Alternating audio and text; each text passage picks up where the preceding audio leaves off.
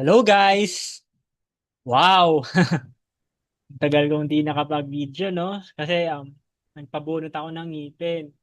Siyempre, hindi ako nakapagsalita ng maayos, no? Buti naman, no? Nakabalik ako.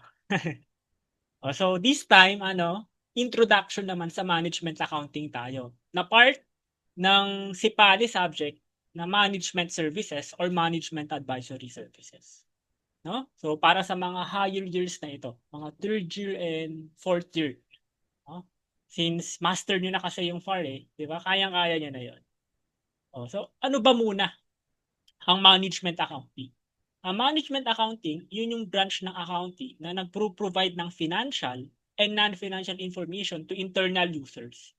Primarily sa mga managers to support planning, decision-making, and control. Sa definition pa lang, makikita mo na may pagkakaiba sila ng financial accounting. Sabi ko nga, for higher year na ito kasi financial accounting pang mga mga freshmen and mga sophomore. Pag management accounting naman po, financial and non-financial na siya. Pero this time, internal users na siya. Unlike financial accounting, external users yun. Dito, internal na siya. From the word itself, sa management.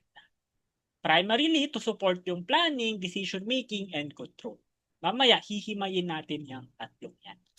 Okay? So, bakit ba mahalaga ang management accounting? Bakit ba pinag-aaralan natin to? No? So, management accounting helps organizations answer questions like, which products are most profitable? Should we expand, discontinue, or outsource a process? How can we reduce costs without hurting quality? No? Are we meeting performance targets? No, kung papansinin mo, ibang-iba siya sa financial accounting. Na ang main concern ng management accounting ay sinusuportahan niya na yung management to have better business decisions. Anong product yung most profitable? Si product A o product B? Mag-e-expand ba tayo? Discontinue na lang or mag-outsource na lang tayo? Paano natin babawasan yung cost without hurting quality? Namimit ba natin yung performance target natin? Namimit ba natin yung goals natin? Mga ganung bagay ba? No? So, business decisions ang sinusuportahan ng management accounting. Okay? So, unlike financial accounting, designed yun for external reporting and follows strict standards, yung management accounting niyan, flexible. Flexible siya, di ba? Pansin mo sa tanong pa lang, flexible siya. Kahit anong pwede mong itanong, basta business decisions yan, pwede. Basta concerning management, pwede. Detalyado din, 'di ba? Specific pa siya eh. Ano yung product yung profitable? Product A o product B? Sige, i-breakdown nga natin yung cost nila and revenue, no? Tailored din siya sa specific needs ng managers para magtuloy-tuloy yung business, yung negosyo nila. Alright? So, yun yung kahalagahan ng management accounting. So, Siyempre, yung management accountant, yun yung professional na nagpro-provide ng financial and non-financial information to help managers make better business decisions. Mamaya, hihimayin natin kasi may management accountant, may management consultant. Si management accountant, magkaiba sila ng management consultant. Si management accountant, internal yan. Internal employee siya. No, better na maging internal employee siya kasi syempre alam niya yung nangyayari sa loob. Hence, magpro-provide siya ng financial and non-financial information para yung mga managers make better informed decisions. Okay? Well, anyway, hindi naman natin masyadong hihimayin. Pero sinabi ko lang. Alright? So, ano ba yung functions ng management accounting? Meron tayong tatlo. Pero, ang primary role ng management accounting natin or yung objective kung bakit mayroong management accounting is to help managers carry out their responsibilities efficiently. It supports the key management functions, planning, organizing, and controlling. No? So yun yung tatlong function ng management accounting. Planning, organizing or directing yung tawag dyan, and controlling. And it supplies information that aids in making informed decisions. Di ba? Paulit-ulit yung thought. Pero syempre, babalik at babalik ka dun sa function ng management accounting, yung objective niya. Is that to help make management better decisions. So, in simpler terms, yung function ng management accounting is to provide timely, relevant, and useful information that helps managers plan, control, and make better decisions. Alright? So, yung tatlong management functions. Una, planning. Di ba? Anong mayroon dyan sa planning? Pag magpaplano ka, syempre mag-i-establish ka ng goals. Ano yung objectives mo? Anong strategies mo? For example, sa start ng semester, ano yung plano mo? Ano yung goal mo? Ano yung objective mo? O, for example, gusto mong pumasa. O, yun yung plan. Yun yung plano. Yun yung planning, di ba? Sa planning na din yan, nandoon din kung ano yung mga strategies na gagawin mo para ma-attain mo yung mga goals mo. Oh, para bang tinatanong mo diyan or sinasagot ng planning kung saan ka ba papunta and paano ka makakapunta doon. Okay? O susunod yung directing. O di may plano ka na. Sa directing, i-execute mo na. Directing or organizing yung ibang tao diyan, no? Focus mo na dun sa leading, motivating, and managing people to execute plans. Kailangan mo nang i-execute, gawin mo na yung plano mo. 'Di ba? And it also includes coordinating activities, communicating expectations, and resolving issues. Habang ginagawa mo yung plano mo, ine-execute mo yung plano mo, dapat kino-communicate mo kung ano yung expectations mo. Kung mayroong issues man, dapat i-resolve mo na. Okay? And it answers, how do we ensure everyone works toward the plan? Paano mo masisiguradong lahat nagtatrabaho para ma-achieve yung plano? Okay? Very straightforward siya, no? Kung tutuusin. Di ba? Para lang nakikipag-usap, no, sa simpleng tao. Oh, lastly, controlling. Na plano mo na, na-execute mo na, may controlling naman. Sir, anong meron sa controlling? No? This involves monitoring performance. No? Ito yung puso, performance monitoring or performance evaluation. No? Pakitandaan yung term na performance evaluation. Anong gagawin mo sa controlling? Iko-compare mo yung actual results doon sa plano mo. No? Ito yung plano mo. I-compare mo doon sa totoong nangyari. O, tapos, kung meron mang difference, then dapat mag-take ka ng corrective actions. O, anong mga kasama dyan? Like variance analysis, key performance indicators or KPIs, and yung mga performance reports. No, as we go further sa management advisory services, mapag-aaralan nyo naman. Yan. Okay? Pero ang pinakapuso ng controlling is performance evaluation. You should obtain feedback. I-compare mo yung actual results doon sa plano mo. Kung may difference man, i-investigate mo. Anong cause kung bakit hindi mo na-meet yung plano mo. Oh, and dapat mag-take ka ng necessary actions. Okay? So it answers, are we on track? And ano dapat yung mga adjustments na kailangan din? Alright? So, kailangan mong i-note na sa planning, organizing, and directing, or controlling rather, decision-making is inherent in all management functions. Ano pong ibig sabihin nun, sir? Sa bawat functions ng management, no, nagdidesisyon ka. So, yung decision-making nandun sa 1, 2, and 3. Pag nagpaplano ka, nagdidesisyon ka kung ano yung goals mo, ano yung objectives mo. Pag nagdidirect ka, di ba, pag nag-execute ka ng plans, nagdidesisyon ka.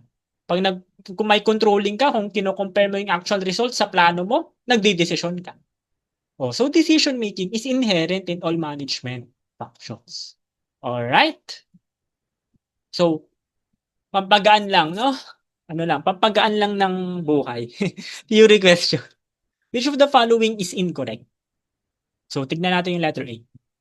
Ang primary objective daw ng management accounting is to provide management with information useful for planning and control of operations. Correct. 'Di ba? Kanina pa natin yung pinag-uusapan eh. Yung management accounting information should be developed and provided only if the benefits exceed its cost. Correct. Sa management accounting po, kino-consider natin yung cost-benefit relationship. Parang ano lang, parang financial accounting lang. Na dapat, syempre, mas malaki yung benefit kaysa sa cost. Para mag-develop ka nun.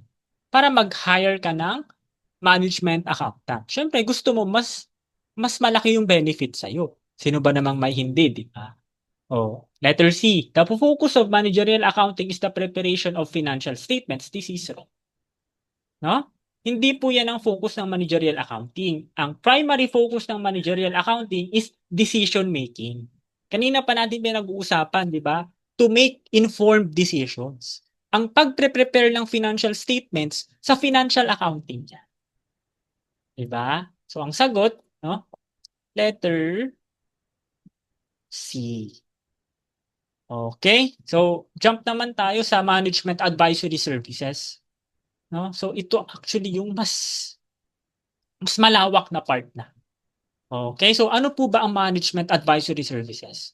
This refers to the area of accounting practice that provides professional advice, technical assistance, and consulting support to help clients improve the efficiency and effectiveness of their operations and the use of their resources. Di ba? Mas malalim na ngayon. Pero, susuportahan mo pa rin yung client mo. Consulting support. Tutulungan mo yung client mo na ma-improve yung efficiency and effectiveness ng operations nila. Okay? Also called management consulting services, business advisory services, management services. For example, sa Dagupan, for example, magiging management, magpro-provide ako ng consulting services sa mga negosyo. O, i-consult ko sila, sasabihin ko ano dapat yung gawin nila para maging efficient and effective yung operations nila. Ano dapat yung marketing approach nila. Saan dapat sila mag-build ng negosyo nila. Yun ang management advisory services. Sa madaling sabi, sa madaling sabi. Di ba? Okay, so may mga nature ang management consultancy. Ang tawag ko dito, no? Sir Heavy. So, Sir Heavy yung palatandaan ko diyan. Hindi yan yung mabigat Sir Heavy, 'di ba? Ang bigat naman, sir. 'Di ba? Sir, hindi yan. Yan lang yung mga start ng letters. So, let's start with letter S. Ano po ba yung S? Yung services, nire-render mo yan on behalf of management rather than for third parties. Correct. Ang main beneficiary dyan, management. Sila yung makikinabang. Hindi yung mga third parties like mga customers or other than the management. So, ang management advisory services kasi or management accounting, two-party relationship lang siya. Walang third party dito. No? Unlike sa audit. Sa audit po yung third party. 'Di ba sa audit merong management, merong auditor, merong users, no? Merong yung mga gagamit. Pero dito, two-party relationship lang. It consists of yung consultant and yung management. Wherein si consultant, 'di ba? I-hire siya ng management. Si consultant, outsourced professional 'yan. 'Di ba? And hindi siya employee ng management. Okay, then hinahire si consultant for consultations and for necessary or specific engagement. Oh, and take note, yung consultant na yan, magbibigay lang siya ng advice or recommendations. Hindi siya yung magdi-decide. Ang magdi-decide pa rin, syempre si management. Si consultant, magbibigay lang siya ng advice, ano yung recommendations niya para ma-improve yung operations ng negosyo. Pero ang final say, si management. Di ba? So, take note nyo yan, no? Napakahalaga niyan. Yung first letter, letter S, sa Sir Heavy.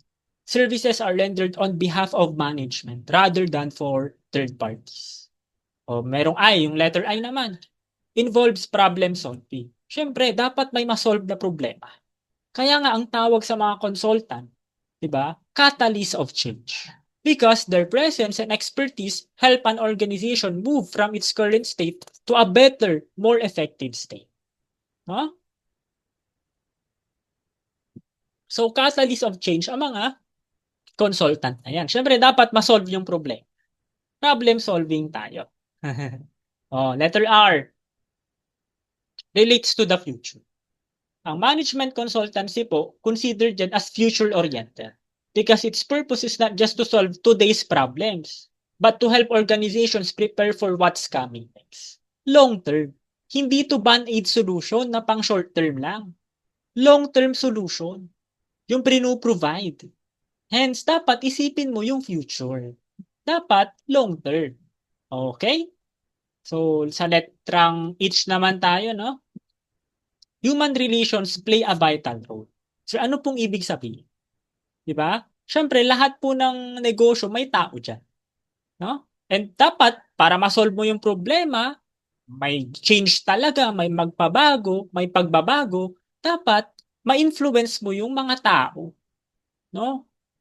Ma-influence mo sila sa pamamagitan ng pag-communicate sa kanila. Dapat ma-empathy ka din and creativity. No? Sama-sama yan. Tulong-tulong. Kaya nga, ang sabi natin, di ba, yung um, it is a field, no? Na-typo lang ako dyan. It is a field that is becoming more cross-functional in nature. Pag sinabi po natin cross-functional, 'di ba? Multiple departments or areas of expertise are working together to achieve a common goal. Sama-sama, tulong-tulong. 'Di ba? Parang Wonder Pets lang 'yun. 'Di ba? Wonder Pets ba 'yun, yung tulong-tulong? Oh, cross-functional in nature, no? So again, letter H, human relations play a vital role. Kung walang tao, hindi yan masosolve. Kailangan mo yan. Kailangan mo sila. Okay?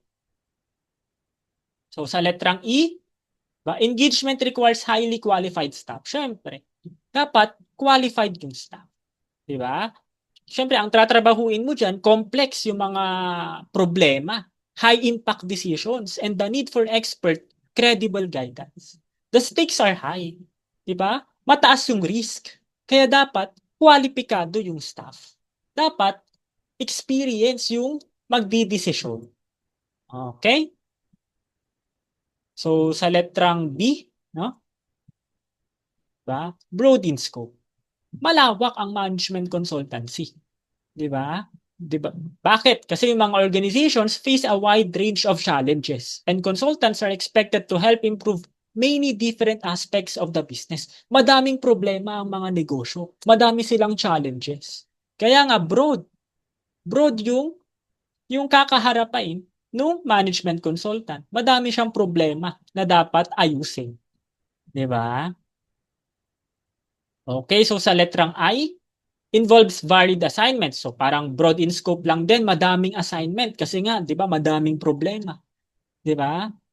Yung consultant, mag-a-address sila ng wide range of organizational issues that differ across clients, industries, and situations. Correct, no? Sa bawat client, sa bawat negosyo, iba-iba. Iba-iba sila ng problema. Yung isa, problema niya yung customer niya, yung isa, problema niya yung supplier niya, yung isa, problema niya yung operations niya, 'di ba? Vary. Magva-vary yan from across different clients. Okay? So, natural lang na varied assignments din. Okay? So, last letter, no? Letter E. Engagement are usually non-recurring. Sir, ano pong ibig sabihin? 'Di ba? Hindi po sila repetitive in nature. Kailangan mong i-solve yung problem. 'Di ba? Dapat ma-solve talaga yung problem. Hindi na mauulit yung engagement. Kasi pag maulit man yung engagement, ibig sabihin, hindi mo na-solve yung problem. Kukunin ka nila ulit. Hindi Dapat pag kinuha ka nila, ang expectation nila sa'yo, masolusyonan mo yung problema. 'Di ba? You should solve the problems, not the symptoms. Yung symptoms kasi, pwede mong masolusyonan yun. Pero yung root cause nun, dapat yun yung isosolve mo. Yung problema talaga. Okay? Non-recurring yan, non-repetitive. Okay? So, theory question para lang pampaano, para pampatanggal umay. So, which of the following activities is not usually performed by a management accountant? Letter A, assist managers to interpret data in managerial accounting reports. Pino-perform yan ang management accountant. Letter B, designing systems to provide information for external and internal reports. Yep.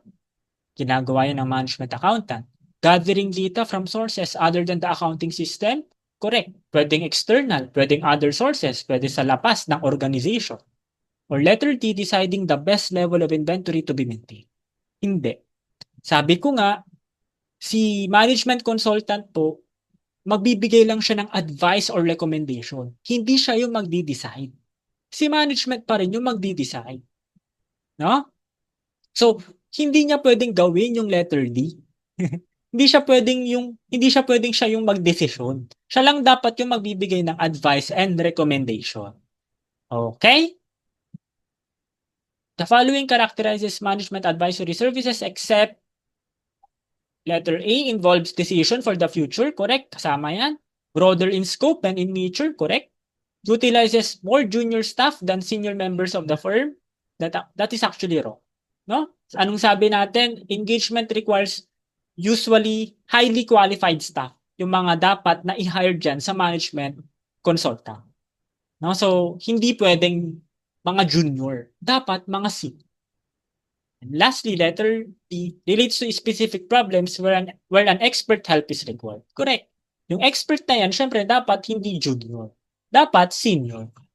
Okay? Yung junior staff kasi mga entry level na CPEs, mga entry level na mga graduates. Eh mga senior members ng firm, yun na talaga yung experience sa atin. Mga competent na talaga sila. Okay? Oh, ang maganda rin nating pag-usapan is yung pagkakaiba ng financial accounting sa management accounting. Ne? No, take note, no, lagi itong lumalabas sa board exam. Oh, favorite topic sa board exam, yung pagko-compare mo yung financial accounting sa management accounting. Hindi mawawala. Hindi nawawala. No? So, simulan natin sa users ng report. Sa financial accounting, external users yan. Diba? Sino mga external yan? Is stockholders. Diba? The public, yung customers, yung mga employees. Pero pag management accounting, internal users yan. Yung manager. Diba? Sila-sila lang yan na nasa loob. Okay? So, restrictive guidelines. Sa financial accounting, andyan yung PFRS, andyan yung GAAP, andyan yung TAS. Diba? Familiar naman na kayo dyan. Diba? Pero sa management accounting, wala. Sir, bakit wala? Kasi pwedeng mag-set ng sariling standard or rules yung management. Depende sa specific guide or depende sa specific need nila. Sila lang din yung magdidesisyon na magte-tailor sa specific needs nila. So, walang restrictive guideline sa management account. Okay? So, type of information. Sa financial accounting, monetary. Siyempre, financial accounting yan. Quantitative tayo. Pero pag management accounting, pinagsama monetary and non-monetary. May quantitative, di ba? May qualitative din. May pera, may hindi pera. Okay? Emphasis ng report, reliability or precision. Bakit po ganyan, sir? Siyempre, mga users mo. Di ba? Ang users mo dyan, mga external. So, yung mga stockholders, mga investors, ang pakilang nila, reliable ba yung tinitignan kong report? Reliable ba yung financial statements? Precise ba yung amount? No? Siyempre, tagalabas sila. Hindi nila alam yung nangyayari sa loob. Pero ang main concern nila, reliability. Reliable ba yung nilabas ng management? Precise ba yung amount? Diba? Siyempre, magdidesisyon niya mga yan, mga external users, mga stockholders. Gusto nila mapagkakatiwalaan. No? Pero yung management accounting, since tagaloob sila, ang main concern nila, relevance and timeliness. Relevant ba to sa atin ngayon? Timely ba to? Diba? Napapanahon ba sa atin to? For example, nag-release ng report ang date niya sa isang business, nag-release ng report dated 2020 during pandemic pa. Pero 2025 na ngayon. Pa 2026 na rin. So, siguro hindi na yun timely para sa management since natapos na yun. Oh, hindi na yun relevant sa kanila. Additionally, flexible ba? Adaptable ba? 'Di ba? Flexible ba yung report? 'Di ba? Detailed ba siya? Okay? So, the other one is source of data. Ang source of data ng financial accounting purely sa internal data. Purely sa loob lang. Sa loob lang manggagaling yung financial statement. Pero pag management accounting, internal and external data. Pwedeng manggaling sa loob yung i-report, pwede rin manggaling sa labas. Pwede nilang isama dun yung mga feedback ng customers nila, anong feedback ng mga suppliers, 'di ba? Yung ano yung sinabi ng government sa kanila, mga external data ba? O internal data, pwede rin sa sarili nilang accounting system. Ano yung mga records nila? Ano yung amount nila? Ano yung income nila? Yun yung mga internal data. Okay? O, focus of analysis. Business as a whole. Di ba po, pag nagpre-prepare tayo ng financial statements, aggregated yan. Di ba? Ano pong ibig sabihin ng aggregated? Sama-sama na. For example, yung cash. Nag-present sila ng cash na 1 million. O sa cash na yan, presented na yan sa financial statements. Single. Di ba? Aggregated na, nandyan na lahat. Petty cash, cash and cash, yung mga cash equivalents din, cash on hand, cash in bank. Aggregated na siya. Summarized na. Kaya nga, business as a whole. No? Pero, di ba, pag management accounting, value segments, detailed siya. Pwedeng i-present natin yung segment number 1, di ba? Si segment number 1, i-present natin yung financial statement niya. Pwede rin natin i-present si segment number 2. Oh. Tapos i-compare and contrast na lang natin kung sino yung mas maganda yung operation. Di ba? Value segments yan. O, paano sir kung nag-net loss si segment 1, nag-net income si segment 2? Diyan papasok yung kahalagahan. Ano, i-discontinue na ba natin si segment 1 o itutuloy pa natin?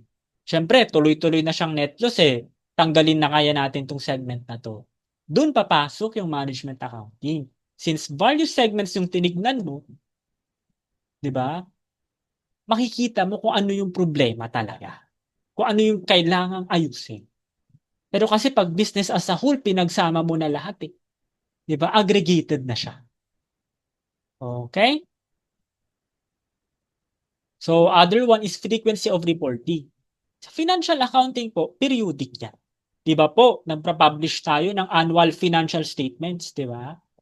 Pwede rin quarterly or interim financial statements. Mandatory yun, nire-require tayo ng PFRS, ng GAAP. Pero sa management accounting, kung kailan lang nila gusto, hindi siya mandatory. Pwedeng kapag yung the benefit will exceed the cost, di ba? For example, ang cost ng report nila nasa 10K, pero ang benefit nun 20K. So, pwede nilang i-publish yun, di ba? So, kung kailan lang nila gusto, kung kailan lang nila kailangan, at hindi sila nire-require.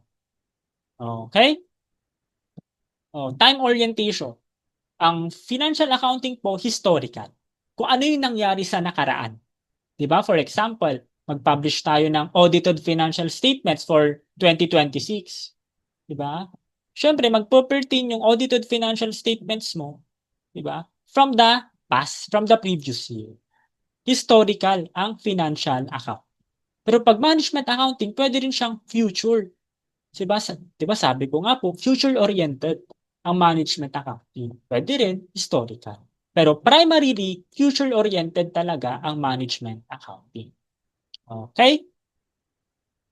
Oh, pero syempre, kung meron silang differences, meron din silang similarities. That in number one, they both rely sa same accounting information system or financial data. Nanggaling lang naman sila sa iisang accounting system, sa iisang accounting data. Di ba? It's just that iba lang yung use nung isa, di ba? Pero, other similarity nila is that they both deal with economic events. Siyempre, negosyo pa rin yan. Diba? Negosyo pa rin yan. Okay? So, mayroon tayong exercise dito, no? For each description below, identify whether it relates more closely daw sa financial accounting or management accounting. O sige nga, tignan natin no, kung may naalala ka. Reports daw ay hindi mandatory at hindi sila subject sa regulation. Ano yan? MA yan. Diba? Hindi sila mandatory kung kailan mo lang kailangan. O, hindi rin sila subject sa regulation. O, wala silang restrictive guidelines. Okay? The primary data come from the organization's basic accounting system, supplemented by various other sources. Sabi dito, yung data daw come from the organization's basic accounting system. Ano yan? Yan yung internal. Yan yung internal data. Supplemented by various other sources. Yan naman yung external data. So, ang data daw na ito, internal and external. Ano yun? Management account. Okay? So, number 3, reports are mandatory and must comply with generally accepted accounting principles, FA. Diba? The primary data come almost entirely from the organization's basic accounting system. So, internal lang daw siya, which captures financial information. Oh, so, FA talaga. Alright? So, number 5, may participate in evaluating customer satisfaction, analyzing variances between actual costs and budgeted amounts. Diba? Obvious. Sana naging obvious na sa inyo ngayon, no? Na management accounting. Alright? Focuses more on individual subunits of the entity rather than the organization as a whole. So, various segments daw siya. Detailed. Individual subunits ng entity rather than the organization as a whole. So, management accounting yan. So, 7, information is ordinarily historical, quantitative, monetary, and objectively verifiable. And it usually represents the operations of the organization as a whole. Diba? Nabanggit niya na lahat ng concern about financial accounting. Historical, quantitative, monetary, diba? Organization pa as a whole. Oh. So number 8, a field that is becoming more cross-functional in nature. Nabanggit ko yan kanina, di ba? Yung human relations play a vital role sa management account. Okay, so dapat lahat tulong-tulong. Most of the information is meant for people outside the company, like stockholders, analysts, and creditors. So ang users nila external. Ano yan? Financial accounting. And lastly, nagfo-focus yan sa planning, decision-making, directing, and control. Obvious yan, management account. Okay, so, kayang-kaya ba? Kayang-kaya, di ba? No? So, tignan natin dito sa theory question. Which of the following statements are true regarding financial and managerial accounting? So, yan yung choices. Both are mandatory. This is false. No? Hindi yan true. No? Ang mandatory lang, financial accounting. Both rely on the same underlying financial data, correct? Parehas lang sila ng pinanggalingan. Iba lang yung gamit nila. Both emphasize the segments of an organization rather than just looking at the organization as a whole. They don't both emphasize the segments. Ang nag-emphasize lang ng segments, managerial accounting. Pero yung tumitingin sa organization as a whole, financial accounting. So, hindi sila both the same. Both are geared to the future rather than to the past. Ang geared to the future lang, managerial accounting. Ang geared to the past, financial accounting. So, they are not both geared to the future. So, ang sagot, letter dog lang talaga. No? So, elisin ko lang. So, other one, how does managerial decision-making compare with external performance evaluation? Yung managerial decision-making po, or managerial accounting, management accounting, detailed yan. Sir, ano po yung external performance evaluation na tinutukoy yan? Yan yung financial accounting. Since external yan, labas yan. Financial accounting. Ang managerial, management accounting. Diba sabi ang external performance evaluation or FA, more aggregated yan. Summarize.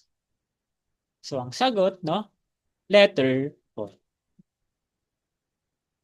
Okay? So, okay na ba? Nahimasmasan na? So this time, tingnan naman natin ano po ba yung pagkakaiba ng line sa staff position. Ang line position, unahin natin yung line. Positions related to day-to-day operations ng business. Pag pupunta kayo sa mga fast food restaurants like Jollibee, yung mga waiter doon, mga cashier, mga chef, yung nagluluto sa kitchen, sa dining, sila yung in charge sa day-to-day operations ng business. Kumbaga sila yung nandun sa battleground. Sila yung nandun, nakikipag-gera sa mga customers. Di ba? Nakikipag-halubilo. Since related yan sa day-to-day operations ng business, talagang nakikita nila kung paano mag-operate yung negosyo at kung paano kumita. Sila yung nandun sa line position.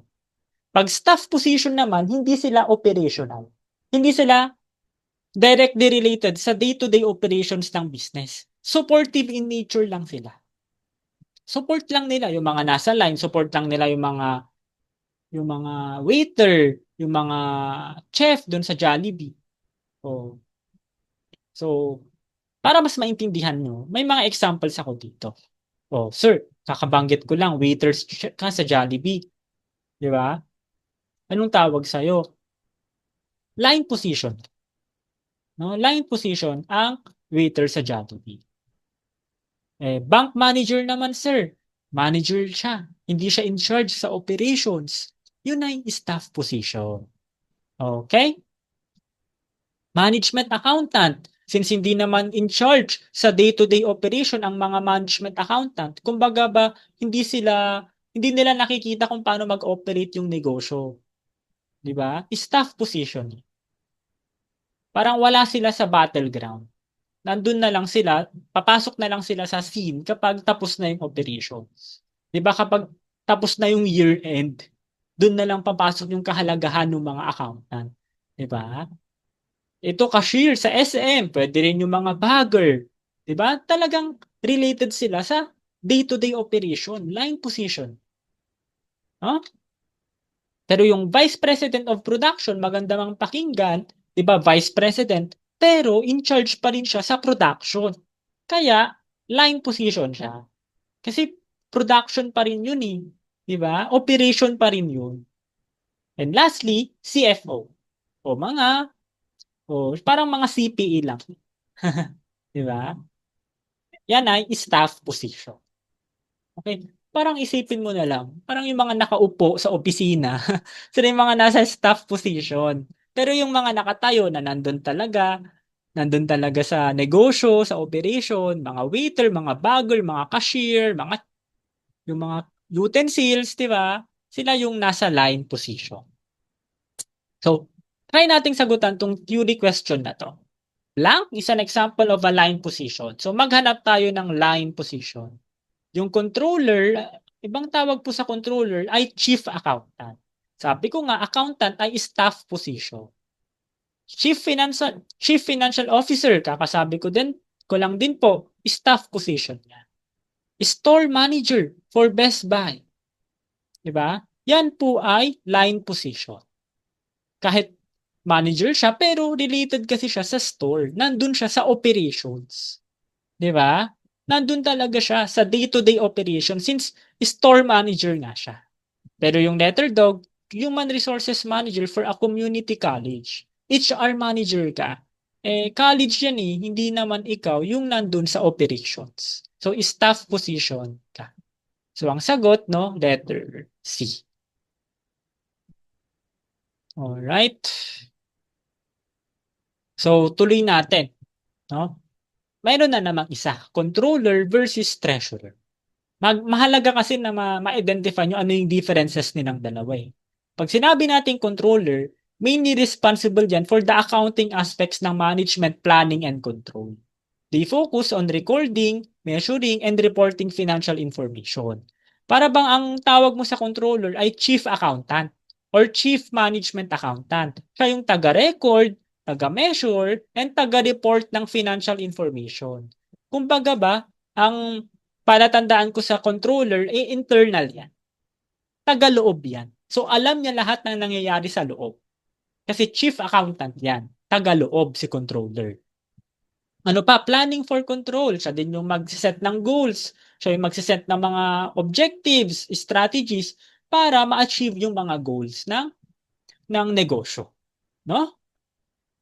And other one is yung reporting and interpreting data. Siyempre, siya din yung mag-i-interpret ng mga financial data. Siyempre, alam niya yung nangyayari sa loob. Chief accountant siya. Hence, mas knowledgeable siya doon. Okay? Other one is yung tax administration. Pwede rin siya mag-tax reporting, tax compliance, tax planning. Na dapat sisiguraduhin ng controller na dapat nakakapagbayad ng tamang tax yung kumpanya. Okay? Pwede rin government reporting since ano naman yan sa tax, related naman yan sa tax, pwede rin naman mga government compliance. Diba? Compliant ba sila sa SEC? Diba? And protection of assets. So, ang protection ng assets, yan yung minimake sure ng chief accountant na yung internal control ng business sapat para protektahan yung mga assets. Parang, for example, gumagana ba? Insured ba yung mga assets? Diba? Mga ganung bagay. Economic appraisal din. Sinisigurado din ng chief accountant na yung mga social forces, mga economic forces, di ba? Makakatulong or alam niya yung epekto, alam niya yung resulta sa negosyo. Alright? And lastly, management audit. Since taga-loob nga si controller, since internal siya, siyempre, management audit ka na. Alright? So, kung merong internal, meron din tayong external. Si treasurer, external yan. Siya yung nagmamanage ng financial resources ng organization. So, nakafocus siya sa cash, investments, financing, and risk management. Paano ba ako makakuha ng cash? Diba? Paano ba ako makakuha ng investment? Paano ba ako makakautang? Diba? Ano yung mga dapat kong i-manage na risk? Responsibilities yun ng treasurer. No? Kaya nga, kapag iniisip ko sa function ng treasurer, ang main palatandaan ko dyan, external talaga yan. No? Anything na concerning external. For example, yung provision of capital. Paano tayo makakalap ng capital natin? Kailangan natin ng mga investor. Kumustahin natin sila, ano yung relationships natin sa kanila. Di ba? Mga banking and custody of funds, since treasurer ako, ang concern ko talaga is pera. Funds, custody. No? Short-term financing, paano ako makakautang? Short-term, mababayaran ba? Diba? Ano yung pwede kong i-mortgage? Pwede rin creating financial strategies din. Paano ko mababayaran yung utang ko? Ano yung credit and collections policy natin? Paano ko makokolekta yung mga receivable ko sa mga customers ko? Paano ko mababayaran yung mga utang ko? Alright? Risk management. Diba? Kumusta ba yung interest rate? Mataas ba? Ano yung mga credit risk? Alright? So, parang ano lang siya, parang isipin mo lang talaga na external talaga yung treasury na mga ganap sa labas ng organization. Okay? So, tignan natin sa theory question na to.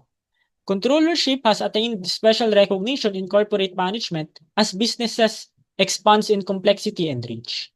And as the controller exerts influence for management to take organization's goals, controllership and treasurership constitute corporate finance. These are among the controller's traditional functions. So maghanap daw tayo ng function ng mga controllers. Okay? So tignan natin. Tax management, yes, controller yan. Financial accounting and interpretation, controller yan. Credit management, hindi. Ang credit po, labas na yan, di ba? Sa treasurer na yan. Sourcing and investing of funds, treasurer din. Reporting to government regulatory agencies, di ba? Government reporting. 'Di ba? Sa controller 'yan. Risk management sa treasurer 'yan. Economic appraisal sa controller 'yan. Planning for control, controller 'yan. So 1, 2, 5, 7, and 8, letter boy ang sagot. No? So ang sagot, no, letter boy. No? Ang technique diyan, no, basahin niyo lang ng basahin hanggang sa ma ma makabisado mo or maintindihan mo ng buong buo. Okay?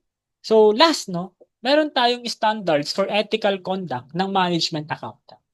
Na ang mnemonics ko diyan is CICO. SICO. Anong dito? SICO. Di ba? So letter C, competence. Anong meron diyan sa competence? Dapat po yung management accountant magpre-prepare siya ng reports based on appropriate analysis of relevant and reliable information. Dapat tama yung nire-report ko. Dapat alam ko yung sinasabi ko. Alam ko yung nire-report ko sa management. Kaya dapat para masabi kong competent ako. Pwede mong tanong dyan, is the accountant fit for the job? Diba? Ano po ba ang kailangan para maging competent? Experience. No? Sa totoong buhay, no, yung mga bachelor's degree, yung pagiging board passer, hindi pa siya considered as competent. Kailangan mo pa ng meaningful experience. Okay? So, other one is I, integrity. Sinabi po nating integrity, si management accountant must possess or must avoid conflicts of interest, diba? Refrain from engaging in unethical or illegal activities, communicate unfavorable information objectively. No? Kumbaga ba, honest ka and straightforward. Kung may mali, dapat sabihin mo. And sana dapat nagsasabi ka ng totoo. Diba? And next, no, yung C naman, confidentiality. Nasabi natin sa confidentiality, management accountant must keep information secure. And they should not disclose information unless authorized or legally required. And they should avoid using confidential information for personal gain. No, dapat confidential lang. Unless authorized or legally required. Diba? So, anything na makuha nilang information from management, diba, dapat i-secure nila yun. No, dapat wag nilang isabihin sa other external sa mga competitors ng management na yun. Okay? And lastly, objectivity or credibility. Diba? Management accountant must communicate information fairly and objectively. Disclose all relevant information and provide clear, complete, and timely reports. Kumbaga ba, ang sinasabi ng objectivity, unbiased ka. Wala kang kinikilingan. Kung meron mang dapat i-report mo. Kung may dapat i-disclose, sabihin mo. No? And communicate mo lahat ng information fairly and objectively. Na wala kang pinapanitan. No? So, take note na hindi nabanggit yung independence. Diba? Competence, integrity, yung I po integrity, hindi independence. Yung C, confidentiality, yung O, objectivity or credibility. No? Walang nabanggit na independence. Management accountants are not required to be independent in the same way external auditors are. Yung mga external auditor po, required silang maging independent. Diba? Pero ang mga management accountant, they are still required to uphold yung ethical standards ng IMA or Institute of Management Accountant. Okay, so paki-take note yun, no? Mahalagang bagay yun. Okay, so try natin sa theory question na to. Which of the following statements is correct? No? A certified public accountant can readily render management advisory services to the public? No. No? Kailangan mo po ng meaningful experience. A CPA with MBA and DBM degrees is automatically qualified to render management advisory services. This is also false. No, hindi po sila automatically qualified. Kailangan po natin ng meaningful experience. Competence as a standard in the rendition of management advisory services by a CPA may be equated to having excellent scholarly preparation to include the usual baccalaureate degree, di ba? an MBA, and other postgraduate studies, no? So sabi ko nga po, 'di ba, experience to be competent. No? So hindi mo kailangan, hindi ka automatically qualified kung may degree ka, kung may MBA ka, and other postgraduate studies. So ang tama diyan yung letter daw. Kaya nga po sabi ko, training and experience in both analytical approach and process in a particular undertaking are requisites for the CPA to be involved in management advisory services engagement. Correct. No? Experience to be competent. Yun po yung real word. Okay? So ang sagot, no, letter D. So other one, under which ethical standard of conduct does the managerial accountant have the responsibility to refuse any gift, favor, or hospitality that would influence or appear to influence his or her decision? Sagot, letter C. Integrity. Diba? Huwag mong tanggapin yung mga regalo, yung mga favor or hospitality that would influence or appear to influence his or her decision. May integrity ka dapat. No? And lastly, under which ethical standard of conduct does the managerial accountant have the responsibility to disclose fully all relevant information that could reasonably be expected to influence unintended users' understanding of the reports, comments, and recommendations presented. Diba? Ang tamang sagot dyan, objectivity. Sinasabi niya, i-disclose mo lahat ng relevant information na pwede maka-influence sa understanding ng users. Diba? Dun sa reports, comments, and recommendations presented. Objective ka. Diba? I-report mo lahat. Unbiased pa. Okay? So, actually, no? Diyan nagtatapos yung introduction sa management accounting natin. No? Kumbaga ba, diyan nagsisimula yung journey mo sa management services. Okay? So, kung gusto mo pa ng mga free accounting tutorial, no? So, don't forget to subscribe. No? Then, I will do my very best para magtuloy-tuloy yung YouTube channel na ito. Okay? So, muli, thank you, and sana pumasa ka sa Management Advisory Services. Okay? So, bye-bye and thank you ulit.